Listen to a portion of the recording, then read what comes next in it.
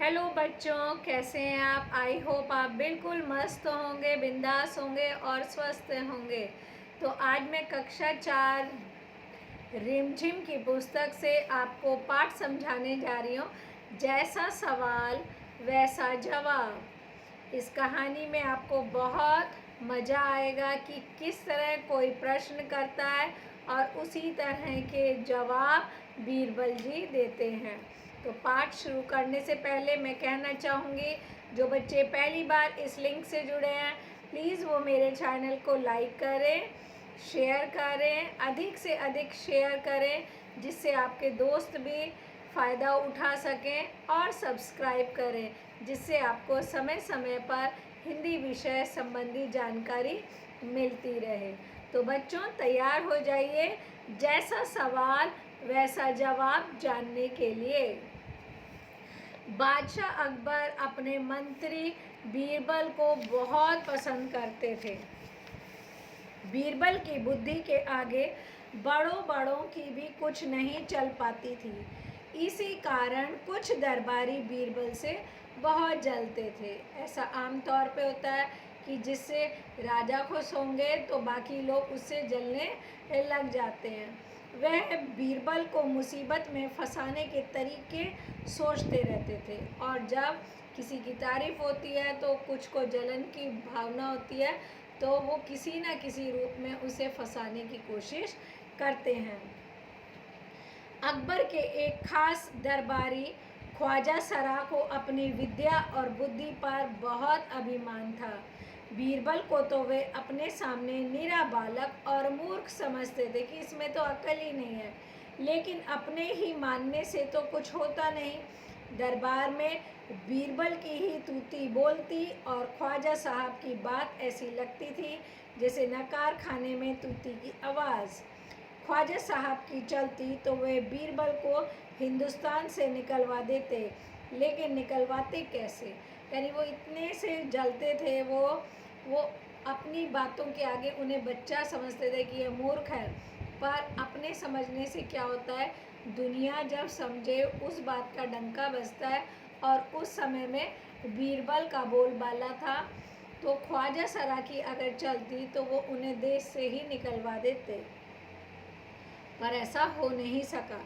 एक दिन ख्वाजा ने बीरबल को मूर्ख साबित करने के लिए बहुत सोच विचार कर कुछ मुश्किल प्रश्न तैयार करे। उन्हें विश्वास था कि बादशाह के उन प्रश्नों को सुनकर बीरबल के छक्के छूट जाएंगे और वह लाख कोशिश करके भी संतोषजनक उत्तर नहीं दे पाएगा। फिर बादशाह मान लेगा कि ख्वाजा सरा के आगे बीरबल कुछ भी नहीं है, यानी ख्वाजा सरा ही सबसे बड़े हैं, सबसे समझदार हैं। ख्वाजा साहब अचकन पगड़ी पहनकर दाढ़ी सहलाते हुए अकबर के पास पहुँचे और सिर झुका के बोले, बीरबल बड़ा बुद्धिमान बनता है, आप भी उसकी लंबी चौड़ी बातों के धोखे में आ जाते हैं।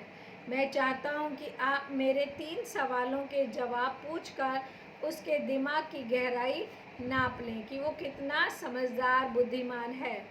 उस नकली अकल बहादुर की कलई खुल जाएगी, यानी जब मैं ये सवाल पूछूंगा तो उसकी असली पोल भी खुल जाएगी। ख्वाजा के अनुरोध करने पर अकबर ने बीरबल को बुलाया और उनसे कहा, बीरबल, परम ज्ञानी ख्वाजा साहब तुमसे 3 प्रश्न पूछना चाहते हैं, क्या तुम उनके उत्तर दे सकोगे। बीरबल बोले, जहाँ पनाह जरूर दूंगा, खुशी से पूछें। ख्वाजा साहब ने अपने तीनों सवाल लिखकर बादशाह को दे दिए। अकबर ने बीरबल से ख्वाजा का पहला प्रश्न पूछा, संसार का केंद्र कहाँ है। बीरबल ने तुरंत जमीन पर अपनी छड़ी गाड़कर उत्तर दिया, यही स्थान चारों ओर से दुनिया के बीचों बीच पड़ता है। यदि ख्वाजा साहब को विश्वास ना हो तो वह फीते से सारी दुनिया को नाप कर दिखा दें कि मेरी बात गलत है।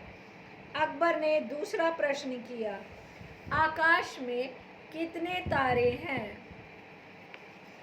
तो बीरबल ने फिर उसका एक अच्छा सा जवाब दिया, बीरबल ने एक भेड़ मंगवा के कहा, इस भेड़ के शरीर में जितने बाल हैं उतने ही तारे आसमान में हैं। ख्वाजा साहब को इसमें संदेह हो तो वे बालों को गिनकर तारों की संख्या से गिनती कर लें। अब अकबर ने तीसरा सवाल करा, संसार की आबादी कितनी है?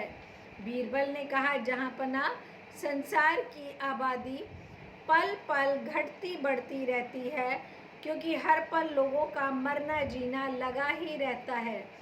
इसलिए यदि सभी लोगों को एक जगह इकट्ठा किया जाए तभी उनकी गिनकर ठीक ठीक संख्या बताई जा सकती है।